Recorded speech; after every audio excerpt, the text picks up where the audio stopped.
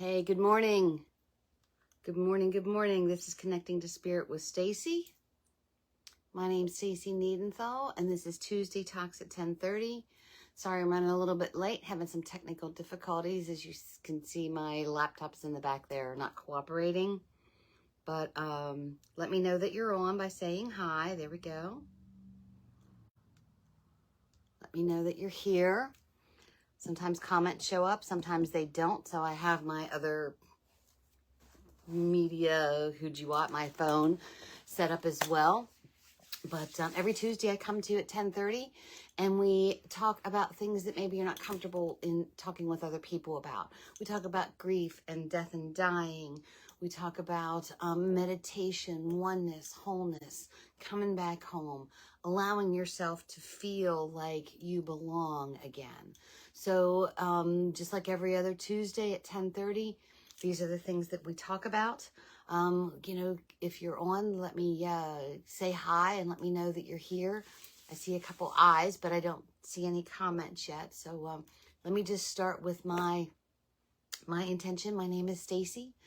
I am a child of God. I'm an evidential medium and a spiritual healer. And I've been given a gift from God to channel spirit using love and light for my higher good and the higher good of those that God puts in my path. I'm not the medium that says, I see death all around you and you're going to be dead in 10 days. My gift, my prayer is that God, that spirit, that angels bring in the most loving message to help your spirit heal. Oh, I see some comments. Great. Hello, hello. If you were to sit across from me during a reading, these are some of the intentions that you would hear plus a little bit more. Today is not a reading. Today is not an angel card reading. Today is about you. It's about connecting with yourself, connecting with your inner spirit. So, some new announcements. Hello, hello. I'm starting to see comments. Yay. I don't know why I have technical difficulties. I do good all week, and then when it comes to Tuesday, all of a sudden, I don't know, things don't work the way they need to. But that's okay. We got it figured out. So, new events that are coming up. So, July 20th, I'm doing a gallery reading here at Hip Gypsy Emporium in Chambersburg. There are only a couple seats left. So, there is a link on the event page that you can link into to reserve your seat. August 28th and 29th, we just announced these dates to be in Bel Air, Maryland. The events are not up yet, but they will be later today. August 17th, I'm doing an intimate group reading here at Hip Gypsy Emporium. Now, the difference between an intimate group reading and a gallery is with an intimate, there's only 10 to 12 people, and everyone receives a reading. With a gallery reading, there could be 30 people, and I'll do as many readings and channel as many messages as possible. The book tour, the book tour is going to be starting in September. Only a whisper away is the book tour, and I'll be hitting a couple different areas. So if your area is one that you would like me to come to, put it in the comments and I'll talk to my tour manager about it. But we'll definitely be in Bel Air. We're looking at Berkeley Springs, Maryland, maybe like the Philadelphia area. But if there's Gettysburg, but if there's an area that you would like me to come to, put it in the comments and we'll see what we can do. Now, yesterday we just signed for a couple new events at Hammer and Stain here in Chambersburg, Pennsylvania. And on August 21st, you're going to be making a grid, a crystal grid, like a home blessing grid. And I'm going to be talking about stones and energies and things like that. September 28th, cards and candles. That's also at Hammer and Stain. So angel card readings while making candles. And then October 19th, we're doing a gallery reading there. So new events that are coming up, new things that are happening. The new book is out. The Crystal Addiction Diary. It's a way to catalog your stones and your gems so that you can keep track of what you have, what the energies were for, why you bought it. You can put a picture in there of the stone. You know, sometimes we get so many crystals and stones, then we forget, oh my gosh, what was this one? And this is a book that helps you to catalog them so that you can remember what they are. And then the book tour that I'm doing is for My Head Knows But My Heart Still Hurts. 30-day grief recovery journal that helps you to put a memoir together about the loved one that you've lost. So I think that's all the commercial information today, all the upcoming events. And I wanted to talk about a quote that I read that says, "You're everywhere except right here, and it hurts." And that's by Rupi Kaur, I guess is how you say the last name. It's Kaur. And that quote is from The Sun and Her Flowers. And when I thought about that quote, I mean, it's so true. You know, you can go to a medium and they can show you evidence that your loved one is with you. And you know that they're okay, and you know that they're speaking directly to you and giving you a message. But they're not here. They're not physically in this earth plane. And it hurts, and it takes a while to walk through that. I mean, how many people have ever thought to yourself, I know you're here, but you're not here? You know, that's part of grief. And everyone, in some point in their life, is going to deal with the loss of a loved one. Someone is going to pass away that means a lot to you. Someday you're going to not be on this earth plane anymore.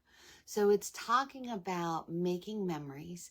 It's talking about giving you so many memories that it's hard to forget that person, and enabling yourself to walk through that. You know, their memories are everywhere. You know, I drive by my mom's house all the time. If my father still lived in that house, you know, it would still be her house.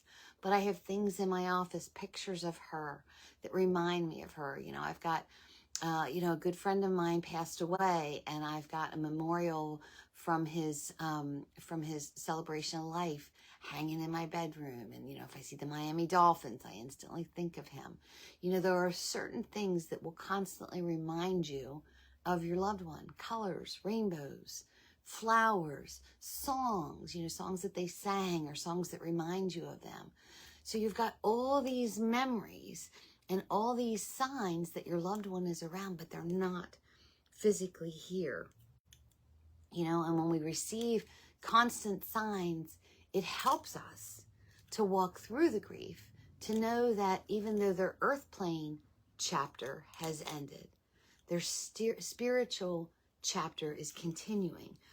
But how can that possibly, how can it possibly continue without me, without you? It's hard to fathom being on this earth without this loved one. And it's hard to walk from having them here with you to when they're not with you. You know, how many times have you gone to pick the phone up to call your loved one, and then you're like, oh, they're not here anymore. And then it's that memory of they're not here anymore, but you still have memories of phone conversations that you had. It's all part of life. You weren't given a choice. So right or wrong, this is something that we have to deal with. And there's not always a right way to handle it, and there's not always a wrong way to handle it, but there is your way to handle it. So I just want you to know that you're not alone in any of this. We all grieve. We all go through similar things in a different way. Does that make sense? So hold on one second. And good morning, everyone. Good morning. So keeping them alive and keeping them around us, whether you continue traditions that they used to do, I talk to my mom all the time. Sometimes I hear her back, sometimes I don't. But it's keeping that memory alive. It's wearing things that used to be theirs, whether it's a piece of jewelry or doing something in honor of them, visiting restaurants that they used to like, and, you know, going places that they liked. You know, and life can be so full of so many different memories. It's time to make good memories when you're still here on this earth plane. So if you feel like you're wasting precious time with your loved ones who are here, it's time to flip the switch and start making those memories. You know, start doing those little goofy things that they're going to remember all their life. You know, sometimes when we lose someone, we live with guilt. Things that we should have done, things that we could have done? Why didn't we say this? Could I have stopped it? And living with guilt can tear you apart. But if you do the best that you can with the knowledge that you have at the time, and you really try to make a difference and really try to allow this person to know that you love them, then you did the right thing. There's no better way for you to change it now once they've already passed. So if there's something that you need to change now with someone here that's still on this earth, it's time to do that. It's time to find peace with the guilt. So finding peace sounds easy. So how do you find peace? Meditation, prayer, forgiving yourself. There's an exercise called transference that we've spoken about a lot. Writing a letter to the situation and getting it all out of your mind, out of your heart, out of your spirit of how you feel. And then praying about it and then burning that letter and giving it back to the universe. It's difficult to do all this if you were estranged from the person who passed. Because then you have these memories, this guilt of why didn't I try to change things? Why didn't I say I was sorry? Why didn't I do this thing? So if you are in conflict with someone right now and you don't want to have this guilt when they pass, it's time to make a change.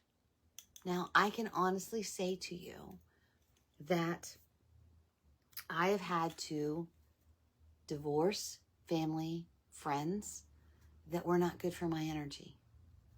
I had to step away from them and I had to back away. And we all have these people in our lives that we've had to back away from. But that is a choice. When someone passes, you don't have a choice to be away from them. So if you feel this being disconnected from this person is going to affect you when they pass, that means we need to make a decision to work on getting connected back with this person. And forgiving yourself, forgiving the other person, and releasing it. And when we talk about forgiveness, to me, as a kid, it was always a misconception of if I forgave someone, then I needed to allow them back into my life to do the exact same thing to me again. This is incorrect. You can forgive someone and release it, but you've learned a lesson of what not to allow them to do to your spirit. So there's one person in particular who's a very close family member of mine, who I love them very much. I would do anything in the world for them. But because of their negative energy, because of them always, disagreeing with my life, making me feel less than who I am, I needed to decide to back away from them. And I still see them from time to time in little blurbs, but to pick up the phone and have that connection, I can't do it because they make me feel like I'm a failure and I don't need their validation anymore. I had to come to that realization that people come into your life for a reason, for a season, or for life. And there was a very good reason why this person was in my life. And I learned a lot from this person. But them constantly telling me the things that I'm doing wrong and tearing me down and making me feel like I'm worthless, I don't need that in my life. So what I needed to do basically was find peace that if and when this, well, of course there will be a when, but when this person passes, that I am all right with the decision that I made while they were alive to cut that earthly tie. Now, I say that, I don't know how I'm going to feel when they do pass, but for me right now, it is so much better for me, and it has been for the last 5 years, to back away from that. I tried for several years to have a relationship with this person, but unless I did and acted the way they wanted, then I wasn't good enough. So you have to do what's best for yourself on your spiritual level, on the earth plane, but you also have to come to the realization that you've made the choice to back away. And when there is no longer a choice, when they do pass, or when you pass, are you going to be okay with the choice that you made at the time? Because as Rupi said, hold on, goodness. You're everywhere except right here, and that hurts. So getting used to that and being at peace with it is a big part of the decision that you make. So, so you can miss someone who's still here on this earth. So if you miss them, maybe there needs to be some form of reconciliation there. Make sense? So the evidence, let's get back to talking about someone who has passed that you have not had the choice. So there is all kinds of evidence that your loved one is around. And there's evidence that their energy is still here through signs, through signals, through things that was there. You know, sometimes I feel the presence of my loved one so strong, or I can hear, you know, them calling my name, or, you know, I'm thinking about them and the lights flicker, you know, different things, you know, and of course there's those traditional signs of cardinals and feathers and dragonflies and things like that of when you're thinking about them. And yes, it's a sign that they're here, and yes, it's evidence that they're here. But sometimes you want more. You're everywhere except for right here, and that hurts. Grief hurts. You miss them. How do I want to say that? When I lost my mom, and you hear me talk about that a lot, it felt like a homesickness, like I was homesick for her. You know, when you're a kid and you go to camp, or you go and you stay at a friend's house, you're homesick for your home. And my mom was my home, you know? So I felt homesick. So I want to think about her in a way that honors her, because I miss her and it hurts. So I wanted to give you an exercise, and we're just going to do it real quick, but you can do it in a longer fashion at a later time. But when you're missing your loved one, I just want you to you know, kind of close your eyes and take a couple deep breaths. And we're just going to get quiet here for a minute. And as you take those deep breaths, I want you to visualize them in your mind. What do they look like? See every detail of their face, you know, their neck, their hands. For some reason, hands are always a big thing for me, you know. When my Uncle Glenn would hold my hand, like seeing the veins in his hand and where his watch was and how he held his ring, and things that stand out to you about this loved one that is no longer with you. What are they wearing? Remember what the tone of their voice sounded like. What was something they always said? Just visualize it and think about it. And when you held their hand, or when you sat close to them, how did they feel? Feel that. Visualize it. Let it just enter your spirit. Take a deep breath. They had a certain scent. What cologne did they wear? What perfume did they wear? Were they someone that loved bonfires, so they always smelled of a campfire? How do they smell? Just take that deep breath as you're visualizing what they look like, and how they sounded, and how they felt, and how they smelled. Sense them right now. Visualize them sitting beside you. Think about a special memory that you have with them and go back to that memory. Relive it. Maybe it was a birthday party. Maybe it was a road trip. Maybe it was a conversation.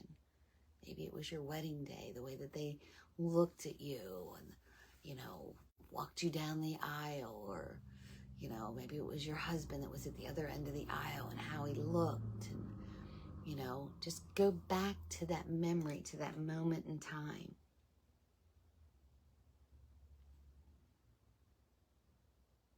And as you're visualizing them, I want you to say something to them in your mind. I miss you. I love you. Remember when? You know? Today is my father-in-law's birthday. And I think about all the jokes and all the stories that he told. You know, going back to, you know, I can visualize him in my head right now. His hand gestures and, you know, how he would tell a story. Visualize that. Bring that into your mind, your body, and your spirit. And talk to them.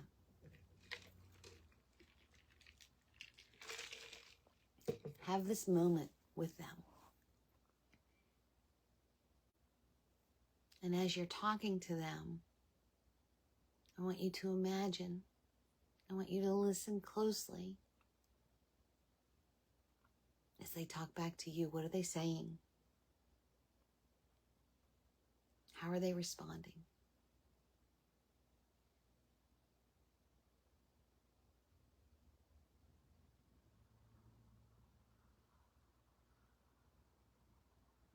And just sit for a minute with that.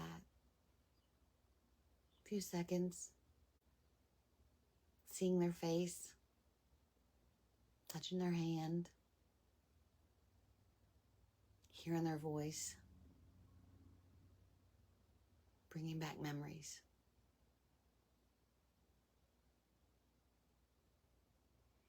And then I want you just to give them a big hug. If you feel like you owe them an apology, give them an apology. But I miss you. And I love you. And I wish you were here. But I'm glad that you're okay.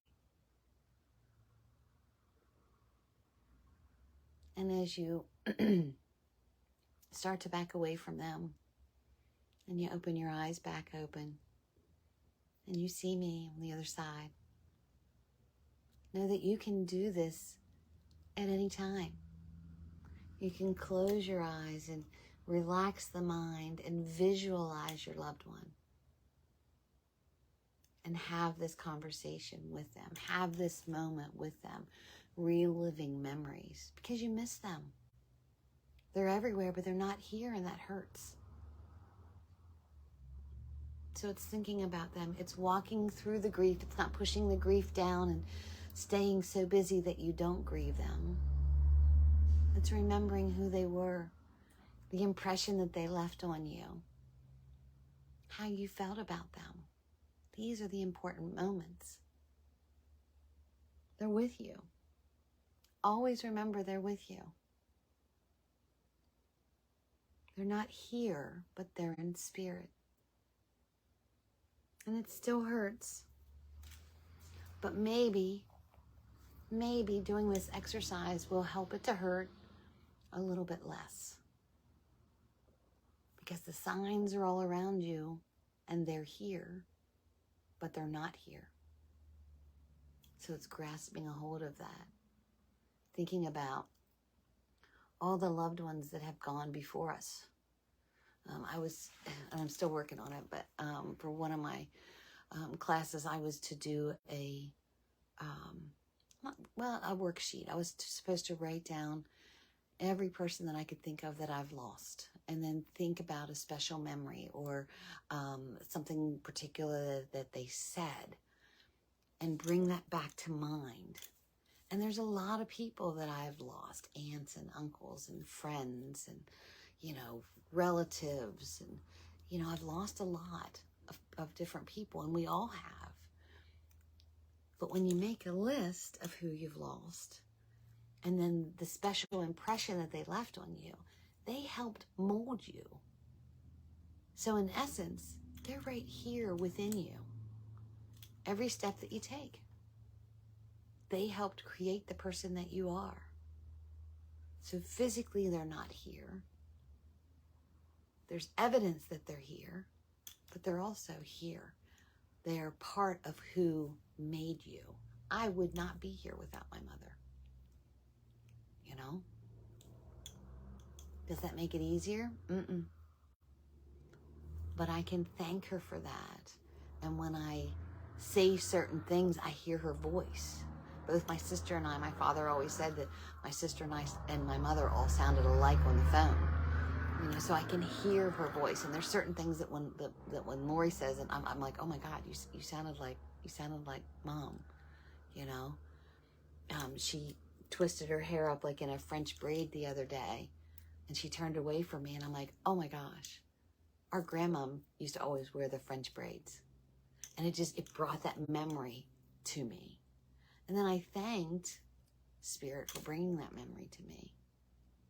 Because who are we without memories? So it's making the choice to make memories now with the people who are of this earth, so that they have oodles and oodles and oodles of memories of you when you're no longer here, or when they're no longer here. Because grief, where is it? I have to go back to the quote.